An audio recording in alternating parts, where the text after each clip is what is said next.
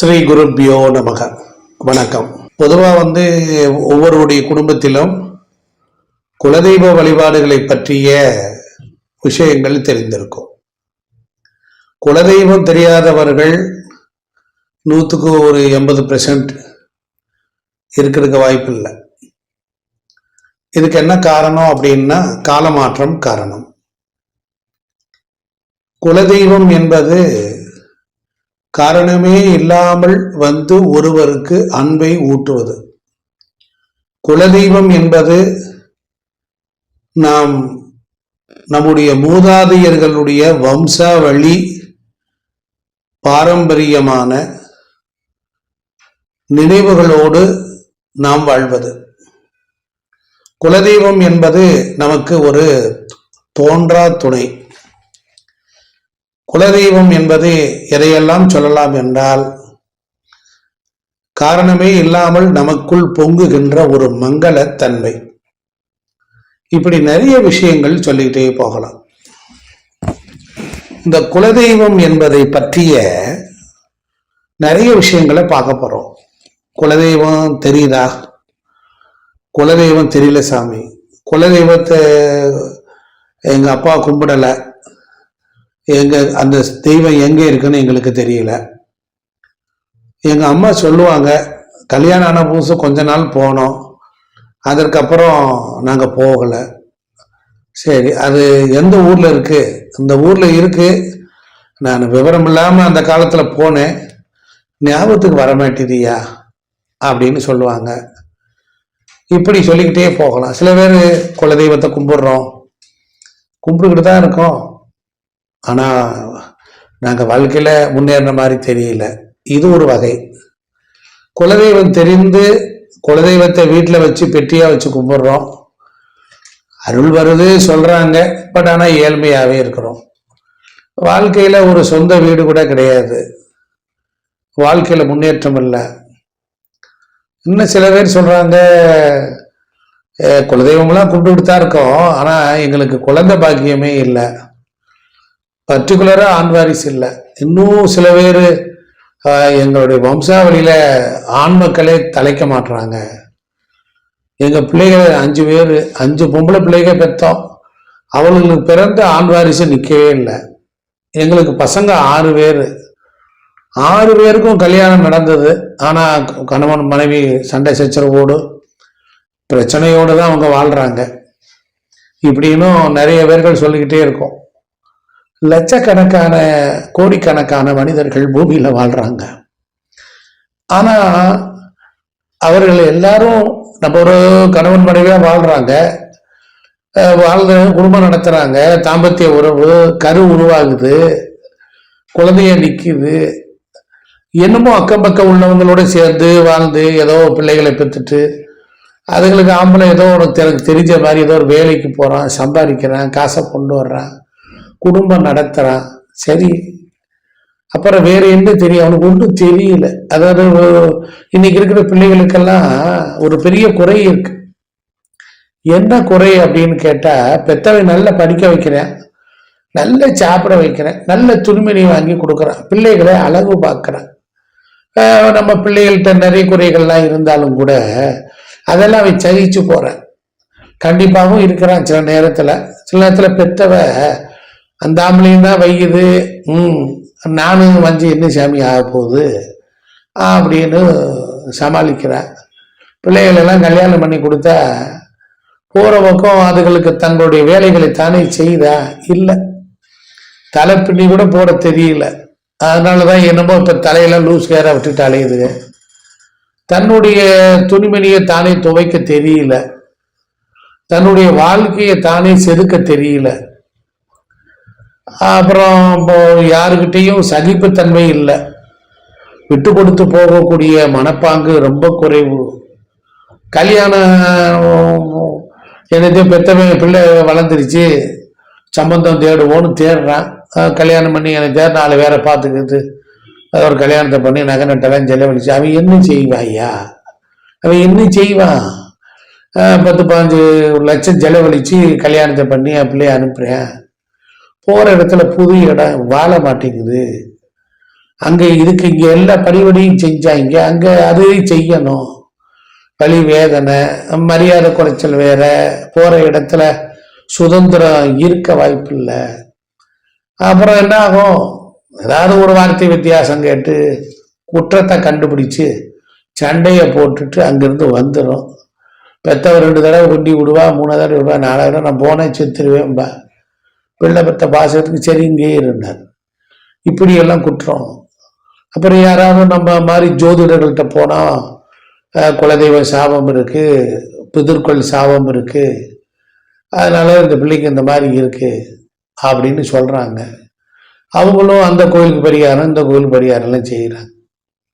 அப்ப குலதெய்வ கோபம்னு ஒண்ணு இருக்கு, குலதெய்வ சாபம்னு ஒண்ணு இருக்கு, குல தெய்வத்துக்கு குற்றத்தை ஏற்படுத்துகிற மாதிரியான நிலைகள்லாம் இருக்கு. அப்ப எப்படி வாழணும் அப்படிங்கிற ஒரு வரமுறையில் சொல்ல வருவதுதான் தர்மம். ஒவ்வொரு குலதெய்வத்துக்கும் ஒரு தர்மம் இருக்கு. சில வீடுகள்ல வெளியிலிருந்து தண்ணி வாங்கி குடிக்க மாட்டான், வேற வீட்டுல போய் சாப்பிட மாட்டான். குலத்தளவில் வருமாம் குணம்னு ஒண்ணு இருக்கு. அவன் குலதெய்வம் இப்போ ஒரு வீட்டுல பெட்டி வச்சு கும்பிடுறாங்கன்னா வேற்று மனசால யாரையும் வரவிட மாட்டான். பக்கத்து வீட்டுல இருக்கக்கூடியவங்க சுத்தமா இருக்காங்களா இல்லையா இன்னைக்கு அதெல்லாம் சொல்ல முடியாது. அவங்க பாட்டுக்கு திடுதிடுன்னு வந்துடுவாங்க. இன்னைக்கு சோசியலா போயிருச்சு. இரவு நேரத்துல தயிர் கொடுக்க கூடாது. ஆனா நம்ம ஆளுக்கு பக்கத்து வீட்டுக்காரங்க கேட்டா நம்ம ராத்திரி இப்ப இரவுனா என்னன்னு தெரியல, இரவு 12 மணி வரைக்கும் நம்ம ஆளுக்கு சீரியல் பாக்குறாங்க. அதனால ஒழுக்கம், தர்மம், விதிமுறைகள், கோட்பாடுகள், குணங்கள் இவைகள் எல்லாம் இப்பொழுது மறக்கடிக்கப்படுகிறது. நம்முடைய குலதெய்வத்திற்கு பொருந்தாத செயலை செய்யக்கூடாது. கருப்பு துணி கட்டக்கூடாதுன்னா பிள்ளை கேட்குதுன்னு கருப்பு ட்ரெஸ் தான் எடுத்து கொடுக்குறேன். அதுக்கப்புறம் என்ன செய்யறான், தேவையில்லாத படங்களை கொண்டாந்து வைக்கிறான். ஆமா, அப்படியெல்லாம் செய்யக்கூடாது. இதுதான் செய்யணும், இதுதான் செய்யக்கூடாது. இப்ப யார்கிட்டையும் பேச முடியல, விதண்டவாதம் பேசுறாங்க. ஆமா, இன்னைக்கு பெண்களை சொல்றாங்க, ஆமா நீங்க சொல்ற மாதிரி நாங்க எப்படி இருக்கிறது, அதெல்லாம் சாமி காலம் மாறிடுச்சு, நீங்க என்ன அப்படியே பழைய பஞ்சாங்கத்தையே வாய்ச்சிட்டு இருக்கீங்க அப்படின்னு குற்றம் சொல்றவங்க ஒரு பக்கம் இருக்காங்க. பையனுக்கு கல்யாணம் முடிக்கிற வயசு ஆகுது, 37 ஆகுது, கல்யாணம் ஆகல.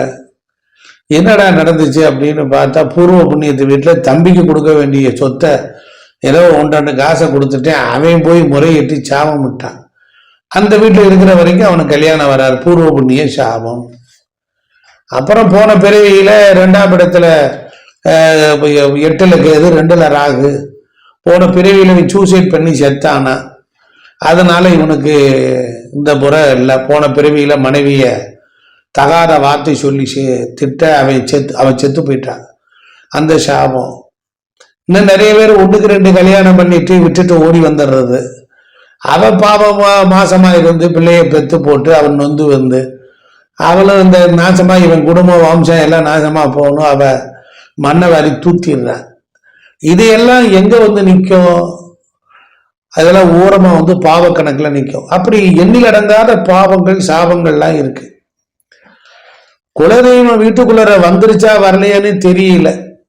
எங்க வீட்டுக்குள்ளார நல்ல சகுனம் கேக்குதா, நல்ல சகுனம் கேக்குதா, ரொம்ப சந்தோஷம். வீட்டுக்குள்ள நல்ல மனம் இருக்கா, வீட்டுக்குள்ளார நல்ல கப கப கபன் வாசனை இருக்கா. இன்னைக்கு எந்த வீட்டுல பார்த்தாலும் துணி தோரணும், எங்க பார்த்தாலும் தொங்கிட்டு தெரியுது. எது துவைச்சது எது துவைக்காதது. நிறைய வீட்டுல நிறைய கெட்ட வாடையெல்லாம் அடிக்குது. ஒரு வீட்டுக்குள்ள எல்லாம் போய் தண்ணியே குடிக்க முடியல. எனக்கு தெரிய ஒரு நண்பர் வீட்டுக்கு போயிருந்தேன், வீட்டுக்குள்ள போனா குப்புன்னு அடிக்கிற வாடை. எப்படி இருக்காங்கன்னு தெரியல. நல்ல ஜன்னலை திறக்கணும், காற்றோட்டமா இருக்கணும், நல்ல வாசனை உள்ள ஊதுபத்தி சாம்பிராணி போடணும். நம்மளுடைய வீட்டின் மறைவான பகுதியையும் நம் உடம்பில் உள்ள மறைவான பகுதியும் சுத்தமா வச்சுக்கணும். தெரியல. ஆமா, நல்ல வாசனை திரவியங்களை பூசிக்கணும், உடம்ப மனமா வச்சுக்கணும். அப்பதான் நம்ம உடம்புல தேவதை கடாட்சம் ஏற்படும். இங்க குலதெய்வம் என்பது என்ன அப்படின்னா டிஎன்ஏ, பாரம்பரியமான நம்ம வம்சாவளியினர் வாழ்ந்த இரத்த பந்த சொந்தங்கள் எல்லாருமே அவர்கள் வாழ்க்கைக்கு பிறகு உத்தம நிலை அடைந்தவர்கள் தெய்வமாகறாங்க. ஒரு குழுவை காப்பாற்றியவர்கள், ஒருவன் குணத்தை பின்பற்றி வாழ்ந்தவர்கள் எல்லாம். குலதெய்வ வழிபாடு செய்யாம எந்த செயலும் செய்யக்கூடாது. அதனால ஒவ்வொரு நாளும் குளித்து முடிந்த பிறகு முன்னோர் படத்துக்கு நமஸ்காரம் பண்ணலாம், முன்னோர்கள் நமக்காகவே வாழ்கிறார்கள், நம்முடைய கஷ்டங்களை குறைப்பார்கள். அதனால சூரிய நமஸ்காரம் பண்ணணும். ஞாயிற்றுக்கிழமை சூரியனுக்கு படையல் போடணும். தொடர்ந்து செஞ்சு பாருங்க. புது பாத்திரத்தை வாங்கி சூரியனுக்குரிய கோதுமை பண்டத்தை செய்து மேலே மாடியில் போய் இருந்து சூரியனுக்கு நமஸ்காரம் பண்ணி தீபம் ஏற்றி துதிகளை தெரிந்தால் பாடி ஆடி கொண்டாடி அதற்கப்புறம் நீங்க காக்காய்க்கு உணவு வைத்து விட்டு பாருங்கள், கண்டிப்பாக குறையும். சித்தர்கள் ஜீவ சமாதியில் போய் தங்குங்கள். பகவானே எனக்கு குலதெய்வம் தெரியல, நான் எப்படி தெரிஞ்சுக்கிறது, நீங்க உதவி பண்ணுங்க அப்படின்னு போய் டெய்லி போங்க, அங்க போய் படுத்துருங்க, விளக்கேத்துங்க. சித்தர்கள் உங்களுக்காக உங்கள் குலதெய்வத்தை வந்து காட்டுவார்கள், ஊட்டுவார்கள். எதுவுமே தெரியலையா, குலதெய்வமே தெரியலையா, சப்த கன்னிமார்கள் வழிபாட்டுக்கு போங்க. ஞாயிற்றுக்கிழமை 6 மணிக்கு மேல போங்க, வழிபாடு செய்யுங்க. தெரிந்தவர்களை வைத்து பூஜை பண்ணுங்க, அபிஷேக ஆராதனை பண்ணுங்க, போற்றி துதியுங்கள். நம்முடைய குலதெய்வத்தினுடைய தோழி சப்த கன்னிமார்கள் தான். அந்த 7 பிரிவுகளில் நமக்கு ஒன்றாகத்தான் இருக்கும். அவர்கள் வந்து யார் சொந்த பந்த மூலியமாகவோ வந்து காட்டுவார்கள், செய்தியை காதில் போடுவார்கள். இப்படித்தான் நம்முடைய வாழ்க்கையில். இல்லையா, குலதெய்வமே தெரியல, உங்க வீட்டுக்கு பக்கத்துல இருக்கக்கூடிய மாரியம்மன் காளியம்மனை இடைவிடாது பிடித்துக் கொள்ளுங்கள். வழிபடும் போது, அம்மா மாரியம்மா, என் குலதெய்வம் தெரியவில்லை, ஆனால் உனக்கு தெரியும், உனக்கு தெரியும், நான் உன்னை ஆராதிக்கிறேன், என் குலதெய்வத்திற்காக சில பொருள்களை தருகிறேன், அவளிடத்தில் நீ கொண்டு போய் சேர்த்து விடு. தோழிகள் போல் இருந்து செயல்படுவார்கள். ஆக காளியம்மன், மாரியம்மன், பகவதியம்மன், முத்தாலம்மன், பேச்சி, சடைச்சி, ராக்காச்சி, பாதாள ஜோதி, செங்கமலம், பாப்பாத்தி, வீரசிந்து, தானாயி, முத்தம்மா, லாட சன்னாசி, பெரியாண்டவர் என்று 21 தெய்வங்கள். இந்த உலகில் எத்தனை தெய்வங்கள், எதுவுமே தெரியவில்லையா? உங்கள் இனத்திற்கென்று ஒரு தெய்வம் இருக்கிறது. நீங்கள் நாயக்கர் வம்சத்தை சார்ந்தவர்களா, அதற்கென்று ஒரு தெய்வம். நாடார் இனத்தை சார்ந்தவர்களா, அதற்கென்று ஒரு தெய்வம். நீங்கள் சைவ பிள்ளைமார்களா, சொரிமுத்து ஐயனார் போன்ற தெய்வங்கள். இல்லை, நாங்கள் இடையிலே கொஞ்சம் கிறிஸ்துவ மதத்திற்கு போய்விட்டோம், இப்பொழுது வந்து இருக்கிறோம் தெரியவில்லை என்றால் வேறு ஒன்று கவலை இல்லை. கிருஷ்ண பரமாத்மாவை பிடித்துக் கொள்ளுங்கள். உங்கள் ஊருக்கு அருகில் ஓடிக்கொண்டிருக்கிற நீர் இருக்கு பாருங்க, அந்த நீருக்கு போய் வழிபாடு செய்யுங்கள். அந்த நீர் வழிபாடு, அங்கே 11 ஏகதச ருத்ரர்களை பிடித்து வணங்கி விட்டு சாமியெல்லாம் கும்பிடுங்க. ராமேஸ்வரம் செல்லுங்கள், கடல் கரையில் லிங்கம் முடியுங்கள். திருச்செந்தூர் செல்லுங்கள், கடல் லிங்கம் முடியுங்கள். சாமியெல்லாம் கும்பிட்டு அங்க ஆராதனை பண்ணி முடிச்சுட்டு நீங்க என்ன பண்றீங்கன்னா, சுவாமி எங்களை காப்பாத்துங்க, எங்க குலதெய்வம் தெரியலன்னு சொல்லி மனதார உங்க பாட்டன் முப்பாட்டன் இவர்களெல்லாம் வேண்டி வணங்கி விட்டு கைப்பிடி மண்ணை எடுத்து கொண்டு வந்து ஒரு துணியில் வைத்து பெட்டியில் வையுங்கள். கண்டிப்பாக உங்கள் பக்தி தூய்மையாக இருந்தால் கண்டிப்பாக இறைவன் வந்து